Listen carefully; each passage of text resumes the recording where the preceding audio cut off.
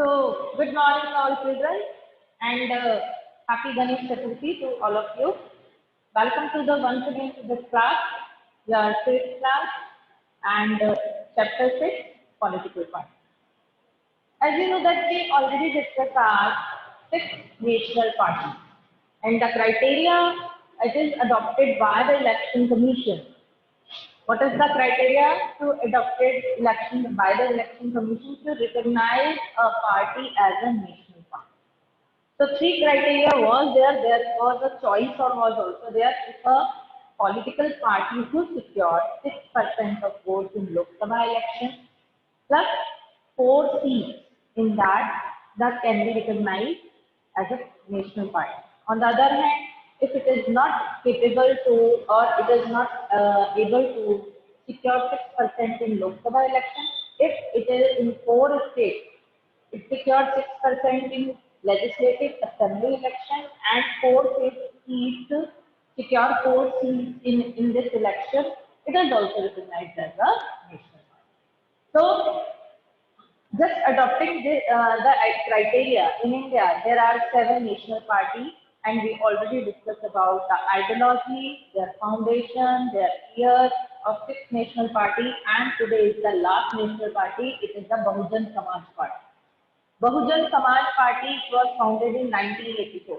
इसको याद करने के लिए आप ऐसे भी कर सकते हैं कि कांग्रेस जो है 1885 में आई, बहुजन समाज पार्टी 1984 में।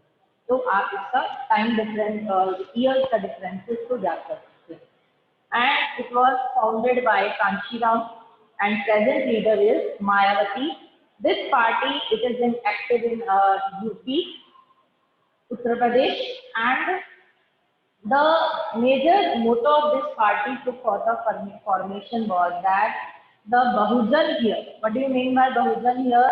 It included for the welfare policy, welfare and interest of and upliftment of the Dalits, OBC and lower class people. So this party, this ideology is totally for the upliftment of these Dalits and lower class people. This party was formed on the guideline, or we can say that the inspiration it has taken from some social reformers as well as the active politician, like you also hear the Baba Saheb Ambedkar, Jyotiba Phule, Periyar Swamy, Sahu Maharaj. This party inspired the ideology, the ideas which was given by the social reformers as well as by some political activists. Later, we will discuss that this party is now, it is in the basic, we can say that it is a major party in Uttar Pradesh, but it has also influence as a regional party in some areas also like Madhya Pradesh, Chhattisgarh, Punjab, Delhi, Uttarakhand and also. This party also formed many times government in Uttar Pradesh, but it did alliance. अकेले कभी भी ये party जो है पूरी तरह से इसने मेजॉरिटी हासिल नहीं की है। इसने जब भी अगर गवर्नमेंट बनाई है तो वो अलायंस के साथ की है। एट प्रेजेंट अगर हम इसकी सिचुएशन देखें तो क्या है, एट प्रेजेंट अभी जो लोकसभा चुनाव हुए थे तो इसको कोई सीट नहीं, ठीक है। तो उस हिसाब से ये जो पार्टी है अभी कुछ डिस्प्यूट्स चल रहे हैं। अगर हम लेटेस्ट बात करें तो इलेक्शन कमीशन कुछ नए लॉज आ रहे हैं, तो जिस पार्टी ने कोई सिक्योर नहीं की है और उसको वोट बहुत कम हुए हैं तो उसकी जो है पोजीशन नेशनल पार्टी से स्टेट पार्टी कर दी है। तो बीच में सुनने में भी आया था, लेकिन अभी जो हमारे अकॉर्डिंग टू द कंटेंट है आपकी बुक का, उसके हिसाब से बहुजन समाज पार्टी अभी नेशनल पार्टी है और एट प्रेजेंट लोकसभा में इसका कोई भी मेंबर नहीं है, राज्यसभा में 6 मेंबर। तो ये बहुजन समाज पार्टी का हमने इम्पोर्टेंट जो आइडियोलॉजी की फाउंडेशन था, ईयर था, इसमें से मोस्टली क्वेश्चन आता है। Now I shift to the state party. National party we thoroughly discussed. State party means except the 7 national parties, remaining all other parties are recognized as a state party, and who recognized it with institution recognized with election commission. Election Commission recognized state party. It is also known as a regional party. You know that India, if we say that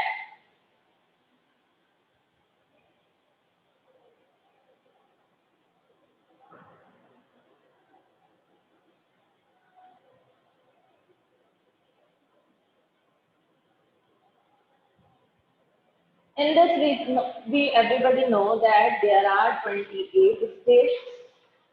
In these states, like we say that this is Rajasthan, this is Madhya Pradesh, this is UP, and this is Bihar. In this way, we know that all these states, these are known as a region also. Sometimes in your exam, it can be asked like a regional party. Write two names of regional party. तो आपको उस समय अब particular question क्या आ सकता है? The particular question can be asked. Just write the two names of regional party of Assam. Write the two name of regional party of Maharashtra. So you have to learn two parties of all states. It is given in your textbook also, map is given. Otherwise, I'll provide you some, like the list is also given there, I'll provide you.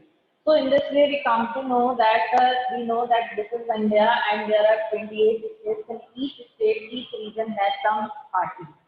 Some basic parties, some regional parties are there.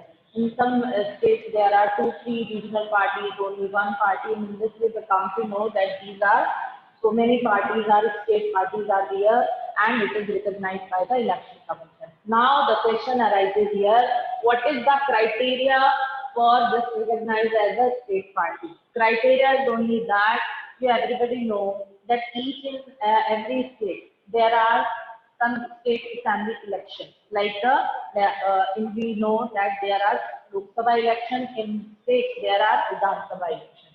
So it is known as legislative assembly election, in which a party who secures at least 6% of the total votes, valid votes. Just to keep in mind, always you count valid votes. Valid votes को ही count किया जाता है, invalid votes भी होते हैं, ठीक है?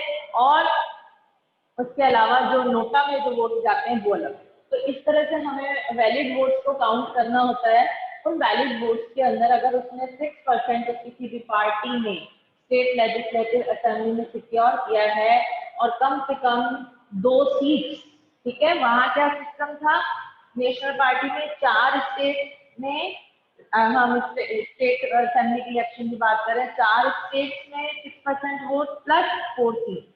यहाँ पर नेशनल स्टेट पार्टी के लिए 6% वोट, द टोटल वोट मतलब किसी भी पार्टी का जो पूरा स्टेट है उसमें से उसके 6% वोट प्लस 2 सीट उसने सिक्योर की।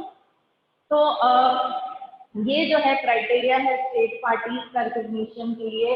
आपको पता है इंडिया में इतनी सारे स्टेट पार्टीज हैं जो एक नेशनल लेवल की हैं और उनकी यूनिट सब जगह, जैसे आपने समाजवादी पार्टी सुना होगा, यूपी की एक समाजवादी पार्टी, राष्ट्रीय जनता दल, ये बहुत ही प्रोमिनेंट पार्टीज है, बहुत पॉपुलर पार्टीज है। समता पार्टी, शिरोमणि अकाली दल, AIDMK, ये नाम सुना होगा, शिवसेना, ये सारी जो है पार्टीज जो है रीजनल पार्टीज है।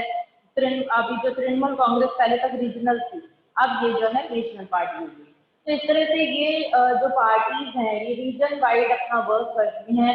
One more thing is here, इनकी कोई पर्टिकुलर आइडियोलॉजी नहीं होती है, कोई एक रीजन की कोई आइडियोलॉजी नहीं होती है, इनका ओवरऑल जो है आइडियोलॉजी होती है for related to the national level, पूरे राष्ट्र से जुड़ी हुई आइडियोलॉजी होती है, उस कोई पर्टिकुलर नहीं होती है। और इसकी जो यूनिट्स हैं, जैसे मैंने आपको बताया, जैसे समाजवादी पार्टी है, राष्ट्रीय जनता दल है, तो ये पर्टिकुलर एक स्टेट में ना होकर दूसरे स्टेट में भी ये पार्टी का जो है यूनिट्स है। These are, that's why I say that these are called the sometimes national level, but it is not national party, national level party होती है कि ये इतनी ज्यादा पॉपुलर होके वर्क करती है, ठीक है? Day by day we see that the parties, regional parties, their importance is increasing. कुछ टाइम पहले हम स्टेट पार्टीज को ज्यादा रिकॉग्निशन नहीं देते थे और हम सुनते भी नहीं थे, हम केवल जो सुनते थे कांग्रेस, बीजेपी, इन्हीं पार्टीज के बारे में जानते थे। लेकिन धीरे धीरे subsequently we come to know the importance of these state parties also. What is the reason? क्या कारण है कि इनकी पॉपुलैरिटी बढ़ती जा रही है? Because of the reason is that कि लोगों के अंदर जो अवेयरनेस आ रही है फॉर द पॉलिटिकली अवेयरनेस जो आ रही है, they are very you can say they are very conscious about the welfare of themselves, अपने बारे में सेल्फ इंटरेस्ट जो लोगों का है वो अब ज्यादा से ज्यादा लोग हैं अवेयर हो गए। तो ऐसी सिचुएशन में नेशनल लेवल जो पार्टी जब भी इलेक्शन होता है जब किसी भी मेजर पार्टी को मेजोरिटी नहीं मिलती, तभी तो मैंने आपको बताया इंडिया में क्या मल्टी पार्टी सिस्टम है।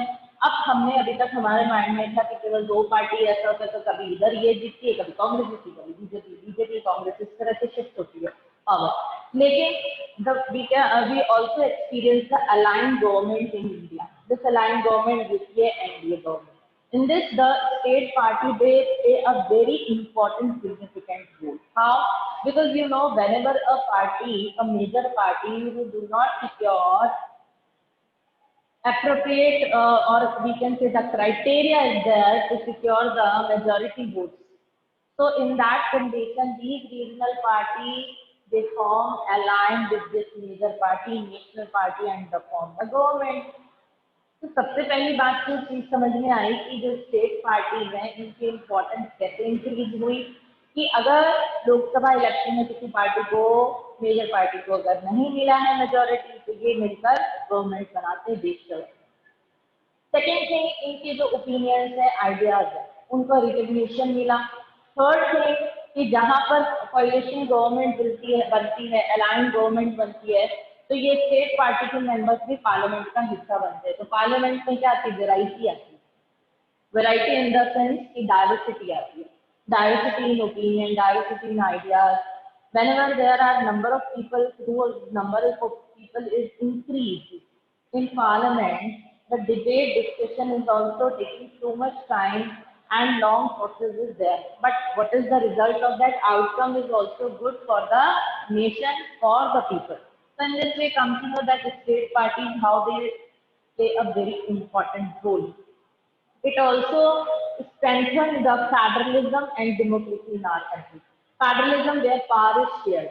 So in this way, when these state parties, they also make a alliance with the major parties. So in this way, these state parties also get some power through the forming the alliance government. So in this way, federalism and democracy, where we say that the people should be given the chance and opportunity to enhance their position, standard and self-interest.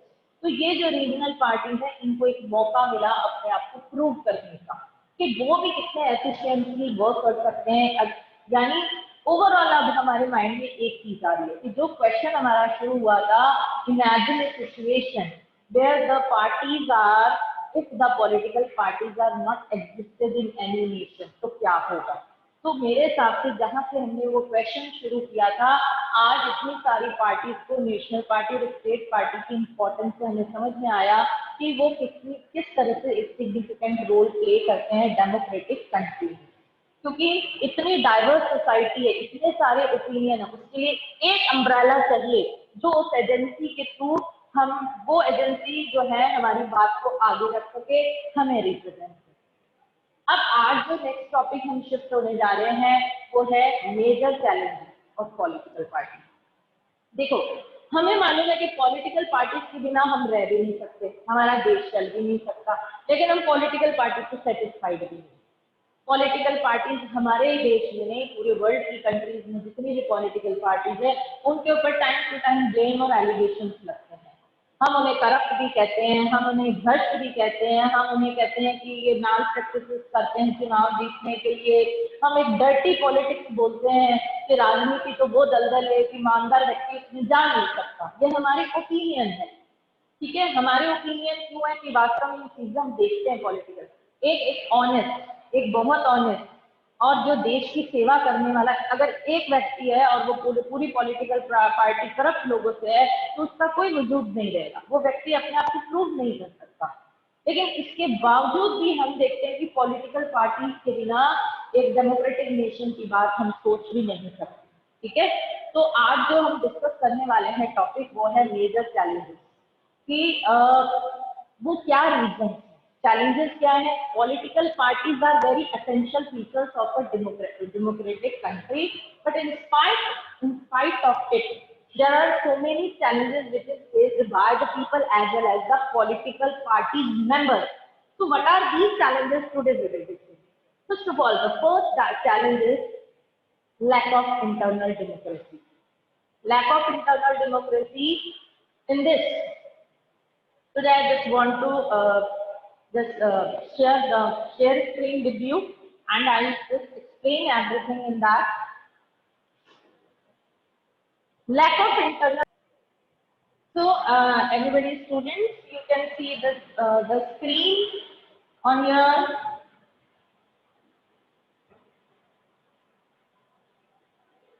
So these are the challenges to political parties. What are these challenges? What is written here, it is not very appropriately, but I will explain everything. First of all, we have to understand what do you mean by lack of internal democracy within the party. It means that you see, देखो India में कितनी सारी national parties हैं. चलो तुम्हें ना, अगर मैं किसी भी पार्टी के बारे में पूछूं कि ये पार्टी कौन सी है ना, जहां पर ये आपको ड्रॉबैक दिख रहा है, तो आप फटाफट से रिकॉग्नाइज कर सकेंगे कि ये पार्टी कौन सी है. Lack of internal democracy within the party. होता क्या है कि एक पार्टी में बहुत सारे मेंबर्स रजिस्टर्ड होते हैं, है ना, बहुत सारे मेंबर रजिस्टर्ड होते हैं, वो उस पार्टी के मेंबर होते हैं. लेकिन होता क्या है कि कई बार हम देखते हैं उस पार्टी के जो मेजर डिसीजंस हैं, मेजर पावर्स हैं, वो कुछ ही प्रोमिनेंट लीडर्स, प्रोमिनेंट मेंबर्स के हाथ में होती है. जस्ट कीप इन माइंड कि कौन सी वो पार्टी है हमारे देश में जहां पर ये चीजें हमें देखने को मिलती है. वो जो अदर मेंबर्स होते हैं वो केवल नॉमिनल मेंबर्स होते हैं. नॉमिनल मीन्स उनको कोई भी डिसीजन मेकिंग में कोई भी उनको एक्स्ट्रा कोई पावर नहीं दी जाती. बस उनको ये कहा जाता है कि हाँ ये पार्टी का सिंबल है, आप लगा लें, ये पार्टी का झंडा है, आप अपने कुर्ते पे लगा लें. ठीक है. तो वो जो मेंबर्स होते हैं जिनके पास कोई पावर नहीं होती है, उन्हें कोई डिसीजन मेकिंग में पार्टिसिपेशन नहीं मिलता है, ऐसी सिचुएशन के अंदर हमें क्या लगता है कि हम डेमोक्रेसी की बात देश में करते हैं, उस पार्टी में डेमोक्रेसी नहीं है. ठीक है. उस पार्टी में ही डेमोक्रेसी नहीं है. उसका क्या कारण है? उसका रीजन है इंटरनल डेमोक्रेसी की लैक ऑफ इंटरनल डेमोक्रेसी. वो रीजन है जहां पर पार्टी में रेगुलर इलेक्शन नहीं होते हैं. ठीक है. पार्टी की ऑर्गेनाइजेशनल मीटिंग्स नहीं होती है, और इंटरनल इलेक्शंस जो हैं वो भी रेगुलरली नहीं होते.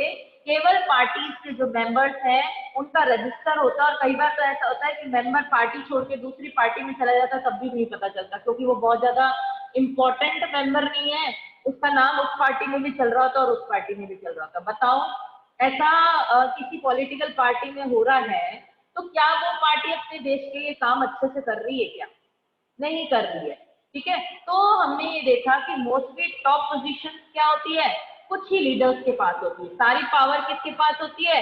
उन्हीं लोगों के पास होती है. डिसीजन मेकिंग पावर किसके पास होती है? उन्हीं प्रोमिनेंट लोगों के पास. होता क्या, मान ले आप और मैं किसी पार्टी के मेंबर है, और हमें लगता है कि इस पार्टी में जो डिसीजन हुआ वो सही नहीं है, तो वो लीडर क्या करेगा? या तो आपको पार्टी छोड़ने के लिए बोलेगा, है ना. तो आपकी लॉयल्टी बजाय पार्टी के होने की लीडर के लिए हो जाएगी. आपको लीडर को खुश रखना पड़ेगा. क्यों? क्योंकि सारी पावर उसके पास है. So this we see that a challenge, that is a lack of internal democracy within the party. अगर डेमोक्रेसी एक पार्टी में ही नहीं है, सब लोगों को इक्वल एक्सेस नहीं है, सब लोगों को इक्वल पावर नहीं है डिसीजन मेकिंग में, सब लोगों को एक साथ जो है मीटिंग्स में बैठने की, या जिसकी पोजीशन लोअर है उसको ऊपर आने की, मीन्स उसकी रैंकिंग हाई होने की अगर कोई स्कोप नहीं है, तो ये पॉलिटिकल पार्टी का बहुत बड़ा चैलेंज है. देखो, challenges her form of government में आते हैं, चाहे वो डेमोक्रेटिक हो, चाहे डिक्टेटरशिप हो, चाहे मोनार्की हो, चाहे प्रेसिडेंशियलशिप हो, हर में चैलेंज आते हैं. लेकिन चैलेंज का रिकग्निशन प्लस ओवरकम करना ही सबसे ज्यादा जरूरी है. तो अब मेरे माइंड में एक क्वेश्चन आ रहा है कि लैक ऑफ इंटरनल डेमोक्रेसी, जहां पर मोस्टली पावर्स कुछ ही लीडर्स के हाथ में होती है और सिर्फ उन्हीं का नाम होता है, तो ऐसी कौन सी पॉलिटिकल पार्टी है? क्वेश्चन आपकी बुक में नहीं है. ठीक है. लेकिन मैं थोड़ा सा पूछना चाह रही थी. उसका रीजन है कि हमारे माइंड में चीजें आनी चाहिए. तो आप ये अपने माइंड में रखें कि आपको एग्जाम में नहीं लिखना है ये चीज की कौन सी पार्टी है ऐसी. Just I just want to take a idea कि क्या हमारे कंट्री में भी ऐसी पार्टी है क्या. तो है ऐसी पार्टी जिसमें आप थोड़ा सा दिमाग लगाएं कि वो पार्टी कौन सी. अब हम बात करते हैं सेकंड चैलेंजेस. सेकंड चैलेंज क्या है? The second challenges of dynastic succession.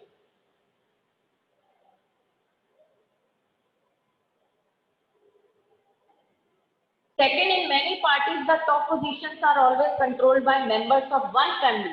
हमारे देश के अंदर डायनेस्टिक सक्सेशन वाली फैमिली कौन सी है, पार्टी कौन सी है जिसमें डायनेस्टिक सक्सेशन चलता है? बार बार क्लास के अंदर जो है इस चीज को मैं रिपीट करती हूँ, आ गया होगा सबको नहीं, ठीक है। तो उस ऐसी सिचुएशन में जो दूसरे मेंबर्स होते हैं उनको तो कभी हाई पोजीशन पे आने ही नहीं दिया जाता, क्योंकि फैमिली में उसके फादर, उसका सन, उसकी डॉटर, उसकी मदर, इस तरह से तो सिस्टम चलता रहता है। तो जो सेकंड जो चैलेंज है हमारी पॉलिटिकल पार्टी के सामने वो है कि यहाँ पर डायनेस्टिक सक्सेशन चलता है, और सेकंड रीजन क्या है कि पूरी तरह से वो पार्टी ट्रांसपेरेंट होकर वर्क नहीं करती है, और इसीलिए जो पार्टी इतने सालों तक हमारे देश में गवर्नमेंट बनाती रही है, आज उस पार्टी का रिकॉग्निशन एक ओपोनेंट पार्टी की तरह है। आई गिव यू क्लू, है ना। तो उसका रीजन क्या है? ये जो पार्टी है केवल अपने ही फैमिली मेंबर्स को फेवर करती है, दूसरे मेंबर्स को जो है आने का आगे मौका नहीं मिलता है। तो and we can say in the conclusion it is not good for a democracy, कि जहां पर अंदर ही अंदर ये तो फिर राजा महाराजाओं का शासन चलता है, वैसी वाली बात होगी, तो ये तो डेमोक्रेसी हो ही नहीं सकती। ऐसी पॉलिटिकल पार्टी हमारे देश को कैसे चलाएगी बताइए। तो दिस इज द रीजन कि हमने ऐसी पार्टी को, हमारे लोगों ने, the people of India, they uprooted this party. They uprooted this party because of the reasons of dynastic succession. अब हम थर्ड जो चैलेंज की बात करते हैं, role of money and muscle power in party. Due to the growing role of money and muscle, try to understand कि money and muscle power क्या है. देखिए, इलेक्शन कमीशन क्या करता है? अब न्यू सिस्टम क्या है? What is the new system in कि पॉलिटिकल पार्टीज का एक बजट फिक्स हो जाता है, उस बजट के अकॉर्डिंग ही पॉलिटिकल पार्टीज को अपनी election, during the time of election उनको अपनी मीटिंग्स है, ऑर्गेनाइजेशन किस तरह से करना है, रैलीज में, मतलब कुल मिला के expenses for the conducting election, कि उस दौरान जो खर्चा होगा वो बजट फिक्स हो जाता है कि इतना ही, ये लिमिट है आपका। अब होता क्या है, लेकिन इसके बाद भी हम देखते हैं कि अभी रिसेंटली 2019 में आपने देखा कि कांग्रेस और बीजेपी दोनों ने खूब पैसा खर्च किया, बहुत खूब एक्सपेंसेस किए, बहुत मनी जो है लोगों पर अपने प्रोपगेशन के लिए, अपनी पार्टी की प्रोपागेंडा के लिए इन्होंने बहुत सारा पैसा खर्च किया। अब ये पैसा कहाँ से आया, ये क्वेश्चन बनता है।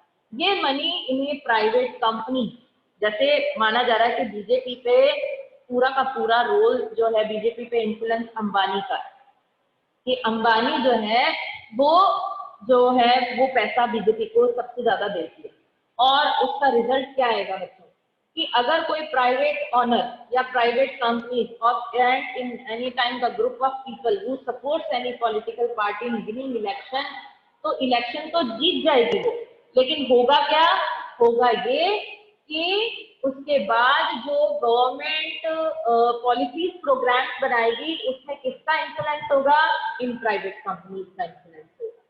तो ऐसी कंडीशन में आप मुझे बताइए, क्या कोई डेमोक्रेटिक कंट्री सक्सेसफुल हो सकती है because of the impressions of, because of the influence of some private companies? And the second is muscle power in this. Muscle in it does not mean here कि physical power. Muscle power यहाँ पर क्या है कि कई बार party किसको ticket दे देती है, क्रिमिनल्स को भी दे देती है। उन क्रिमिनल्स को देने का रीजन क्या है कि वो क्रिमिनल्स जो है उनके पास पैसा है, उनकी बहुत ज्यादा एक जिसको कहा जाए कि लोग जो है उसके इन्फ्लुएंस में है। ऐसी कंडीशन में अगर पार्टी किसी ऐसे व्यक्ति को दे देती है जिसका बैकग्राउंड जो है क्रिमिनल बैकग्राउंड रहा है, तो मुझे बताइए कि क्या वो एक डेमोक्रेटिक कंट्री के लिए गुड है या बैड?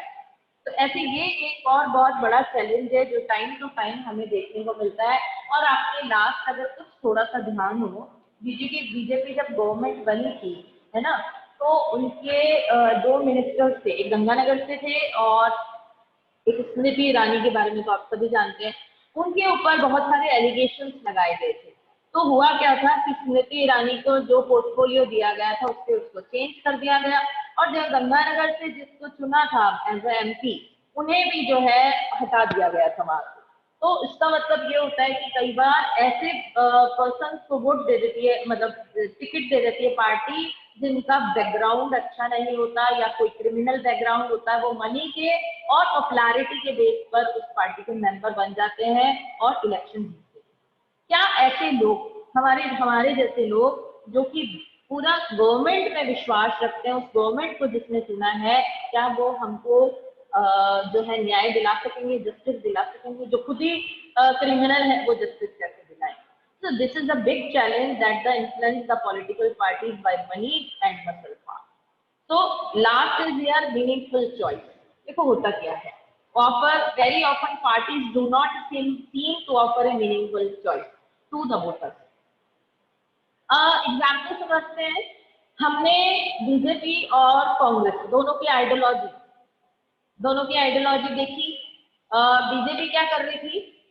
बीजेपी कर रही थी कि जो हिंदुत्व है उसको बढ़ाना, मॉडर्न प्लस इंडिया में जो जम्मू एंड कश्मीर है उसको टाइटल में इंक्लूड करना, सिविल कोड। इधर से हम अगर कांग्रेस की बात करें तो वो भी माइनॉरिटी के लिए वर्क कर रही है, इधर से बीजेपी भी माइनॉरिटी के लिए, अंत्योदय जो पीपल्स है उनके लिए कर रही है। तो मोस्टली क्या होता है, एजेंडा सेम होता है। फिर सबसे बड़ी बात है इंडिया में होता क्या, इंडिया क्या पूरी कंट्री क्या, पूरे वर्ल्ड की कंट्रीज में देख लो कि वहां पर मोस्टली जो विनिंग इलेक्शन जो होता है वो किनके हाथ में होता है? ज्यादातर मेजर टू पार्टीज में। मैंने अभी बताया ना, जैसे कांग्रेस और बीजेपी। ऐसे इन्होंने एक एग्जाम्पल दे रखा है कि ब्रिटेन में लेबर पार्टी और कंजर्वेटिव पार्टी होती है, तो ज्यादातर इनकी जो आइडियोलॉजी होती है इनमें इनका एजेंडा में ज्यादा फर्क ही नहीं होता, तो लोगों को चॉइस नहीं मिलती। वो कहते सेम है, तो बस पार्टी का नेम ही तो चेंज है और मेंबर भी सेम वही होते हैं। मेंबर कैसे सेम होते हैं कि पार्टी डिफेक्शन करते रहते हैं ये लोग मेंबर। अभी देखा आपने ज्योतिराव सिंधिया वाला मध्य प्रदेश में देखा, और राजस्थान में क्या चल रहा था? राजस्थान के अंदर जो सचिन पायलट है और अशोक गहलोत, वो ठीक है, सचिन पायलट ने तो एक अलग पार्टी बना था, वो तो ठीक है, उसको मना लिया गया, लेकिन अभी इंटरनली हम सोचे कि वहां पीस हो गया, नहीं। तो कहने का मतलब है कि हमारे पास तो चॉइस नहीं है पीपल के पास कि हम किसको वोट करें, कि क्या उस पार्टी को वोट करें कि कुछ नया एजेंडा लेकर आए जो हमारे लोगों के लिए वेलफेयर, पीपल के वेलफेयर के लिए बात करे। ऐसे यूके का एग्जाम्पल, यूएस का एग्जाम्पल ले लो, जहाँ पर डेमोक्रेटिक और रिपब्लिक है, ठीक है, वहाँ डेमोक्रेटिक और रिपब्लिक पार्टी के देखो, डोनाल्ड ट्रंप है, उससे पहले बराक ओबामा, ठीक है, अभी आपने देखा वाइस प्रेसिडेंट जो बनी है। तो कहने का मतलब इन्हीं दो पार्टी के बीच में पावर रहती है, तो लोगों के पास मीनिंगफुल चॉइस नहीं है, क्योंकि मेंबर्स भी वही होते हैं, चुनाव भी वही लड़ते हैं। ऐसी सिचुएशंस के अंदर पीपल के पास कोई ज्यादा चॉइस नहीं होती कि किसको चुने। तो these are the challenges we see in political party, but challenges should be also there in this. Why challenges होना भी क्यों जरूरी है? क्योंकि चैलेंजेस होंगे तभी तो उनको ओवरकम किया जाएगा, और जब हमारे सामने बहुत ज्यादा चैलेंजेस होंगे तो उनका सोल्यूशन भी हमें समझ में आएगा और बेटर आउटकम आएगा। तो जस्ट से तो कि एक प्योर डेमोक्रेटिक कंट्री के अंदर जस्ट लाइक इंडिया, उसके लिए तो ये चॉइस, ये वाली जो चैलेंजेस है पॉलिटिकल पार्टी की, ये बहुत ही माइनर सी चीज है, क्योंकि हमारे देश में जिस हिसाब से मल्टी पार्टी सिस्टम है उस हिसाब से देखा जाए तो और भी बहुत सारे चैलेंजेस हो सकते हैं। But in spite of that these parties, these are not very popular, but on the other hand, without the political parties the country cannot be existed, and the we can say कि जो democratic हम बात करते हैं democracy की, वो democracy possible ही नहीं है लोगों तक पहुंच सके अपने आप। This is only the political parties that the democracy reaches to the door to all the people. तो in this way we come to know that की पॉलिटिकल पार्टीज क्यों जरूरी है और इसके जो है चैलेंजेस क्या है। आगे टॉपिक में खत्म करना चाहूंगे रिफॉर्मेशन ऑफ पॉलिटिकल पार्टी। अब हमने चैलेंजेस पढ़ लिए, लेकिन उसके बावजूद भी चैलेंजेस को ओवरकम करने के लिए कुछ सजेशंस भी हैं, कुछ रिफॉर्म्स भी हैं। सजेशंस और रिफॉर्म्स कैसे जरूरी है कि इन पॉलिटिकल पार्टीज के अंदर जो चैलेंजेस हैं इनको दूर कैसे किया जाए। तो कुछ चैलेंजेस हैं, suggestions in our country to reform political parties and its leader. तो सबसे पहले जो रिफॉर्मेशन है वो क्या है? The constitution was amended to prevent elected MLA and MPs from changing party. Anti defection law pass हुआ है। एंटी डिफेक्शन लॉ पास हुआ है। एंटी डिफेक्शन का मतलब क्या होता है कि ये जो एमएलए एमपीज हैं ये पार्टी चेंज करते हैं। पार्टी किस लिए चेंज करते हैं? For own interest. उनको लगता है कि अरे ये तो अब इस बार तो बीजेपी गवर्नमेंट जीतेगी, तो कांग्रेस छोड़ के बीजेपी में आ जाते या बीजेपी से कांग्रेस में चले जाते। अभी आपने देखा, तो ऐसी सिचुएशन में एक एंटी डिफेक्शन लॉ पास हुआ है, जिसमें अगर कोई party member because of the seat कि अपनी सीट के लालच में वो इधर उधर चेंज करता है, तो उसके ऊपर क्या किया जाएगा, कुछ जो है एंटी डिफेक्शन जो लॉ के अकॉर्डिंग उसके ऊपर कुछ लिमिटेशंस लगाई गई है, जिससे कि उस पार्टी का जो मेंबर है वो अपनी पार्टी को छोड़ के दूसरी पार्टी ज्वाइन ना करे। तो this new law has help bring defection down. इससे क्या हुआ है कि जो डिफेक्शन लॉ आया है, एंटी डिफेक्शन लॉ, इससे अब पार्टी चेंजिंग वाला जो सिस्टम है कुछ हद तक रुक गया है। ऐसा नहीं कि 100% रुका है, लेकिन रुक गया है। At the same time this has made any dissent even more difficult. MP and MLA have to accept whatever the party leaders decide, कि पार्टी के अंदर जो लीडर्स डिसाइड कर रहे हैं एमपी एमएलए को, उनको फॉलो करना होता है। सेकंड क्या है, आपने देखा होगा कि इलेक्शन के दौरान ये जितने भी मेंबर्स होते हैं ये अपनी प्रॉपर्टी का डिटेल देते हैं, बकायदा न्यूज़पेपर में आता है, उनकी क्वालिफिकेशन आती है, प्रॉपर्टी का आता है। तो ये मैंडेटरी कर दिया, मैंडेटरी मीन्स नेसेसरी कर दिया है for every candidate who contest election to file an affidavit giving details of his property, criminal cases pending. अगर कोई क्रिमिनल केसेस है उसके बारे में भी वो बताएगा, अपनी प्रॉपर्टी का एफिडेविट देगा कि करंट में कितना एसेट है, लिक्विड एसेट कितना है, ये सारा उसको बताना होगा लोगों के सामने कि कितनी उसके पास प्रॉपर्टी है, कहीं क्यों, उसका रीजन क्या होता है, जिससे लोगों को ये पता चले कि उसने जो भी अर्न किया है या तो उसका कोई बैकअप रहा है इस चीज का, या उसने जो है बहुत लीगल मीन्स में ही अर्न किया है लोगों को एश्योरिटी देने के लिए। लेकिन इसमें जो कमी लग रही है, the new system has made lot of information available to the public. इससे फायदा क्या हुआ है कि हम लोगों को ज्यादा से ज्यादा पॉलिटिकल मेंबर्स के बारे में पता चलने लगा है। लेकिन कमी देखो हर जगह रहती है, 100% कोई भी चीज रिफॉर्मेशन नहीं ला सकती, but there is no system of check if the information given by the candidate is true. कौन चेक करेगा? वो विल चेक के जो इन्होंने एफिडेविट में अपनी प्रॉपर्टी और अपनी ये सारी चीजें लिख कर दी है, क्या वो पूरी तरह से सही है। तो साथ में चैलेंज तो रहता ही रहता है, and yet we do not know if it has led to decline in the influence of the rich and the criminals। इन सब चीजों का पता लगाना बहुत मुश्किल है। इतने सारे मेंबर्स की प्रॉपर्टी का क्रिमिनल केस, इसलिए कई बार ऐसा होता है हमारे दिमाग में यही क्वेश्चन आता है कि अरे इनके ऊपर तो क्रिमिनल केस था, तो फिर जो है इनको पार्टी टिकट क्यों मिली, उसका खुलासा तो बाद में ही होता है। ठीक है, आगे देखिए, election commission also pass an order making it necessary for political parties to hold their organizational election and file their income tax return। अब जरूरी कर दिया, जैसे मैंने अभी बताया ना इंटरनल डेमोक्रेसी की कमी है, तो उन्होंने ऑर्गेनाइजेशन यानी उसी ऑर्गेनाइजेशन के इलेक्शन की उन्होंने बात की। कई बार क्या होता है कि जो टॉप पोजीशन लीडर्स होते हैं उनसे मेंबर्स जो है थक चुके होते हैं, कहते हैं ना, they are totally exhausted down. अब आपको एक एग्जाम्पल देते हैं, जैसे बीजेपी में लाल कृष्ण आडवाणी, जब तक अटल बिहारी वाजपेयी थे तब तक लाल कृष्ण आडवाणी की एक पोजीशन थी, लेकिन जब से प्रधानमंत्री नरेंद्र मोदी आए हैं तब से लेकर आज तक जो है सिचुएशन सेम चलती आ रही है कि उनकी कोई पोजीशन नहीं। तो जो ऑर्गेनाइजेशनल ओकेजन्स हैं, उनसे इलेक्शंस है, उनसे हमें ये समझ में आता है कि जो पार्टी मेंबर्स हैं या दूसरे जो मेंबर्स हैं वो क्या चाहते हैं कि अब इन टॉप पोजीशन लीडर्स की पोजीशन को हटाया जाए, नए मेंबर्स को लाया जाए। The parties have started doing so, but sometimes it is more formality। शुरू किया है लेकिन 100% चीज नहीं हो सकती है, नॉट पॉसिबल। इसीलिए मैंने बताया कि ये अभी तक सिर्फ क्या है, रिफॉर्मेशन के सजेशंस हैं। कोई ऑर्गेनाइजेशनल इलेक्शन करता है या नहीं रखता है ये अलग सी बात है, ठीक है, मैंडेटरी नहीं है। अब कुछ सजेशंस देखिए, कंपल्सरी कर दिया for political parties to maintain a register of its member, to follow its own constitution, to have an independent authority, to act as a judge in case of party disputes, to hold open elections to the highest post। देखिए mandatory क्या कर दिया political parties के लिए कि एक वो register maintain करेंगे जिसमें क्या होगा कि ओन कॉन्स्टिट्यूशन का मतलब बच्चों क्या है, देश के कॉन्स्टिट्यूशन की बात नहीं है। Constitution what do you mean by it is a written document where laws and regulations are there. तो हर पार्टी का एक कॉन्स्टिट्यूशन होना चाहिए जिसमें उस मेंबर्स के सिग्नेचर होने चाहिए, यानी मेंबर्स का पता होना चाहिए कि उस पार्टी में कौन कौन से मेंबर है। प्लस उस पार्टी की क्या रूल्स एंड रेगुलेशंस है, वो सारी चीजें होनी चाहिए। अब क्या है, 1 मिनट रह गया है और आपका थोड़ा सा चैलेंजेस वाला रिफॉर्मेशन वाला टॉपिक रहा है, ठीक है। तो देखते हैं कैसे होता है, क्योंकि मंडे से शायद क्लास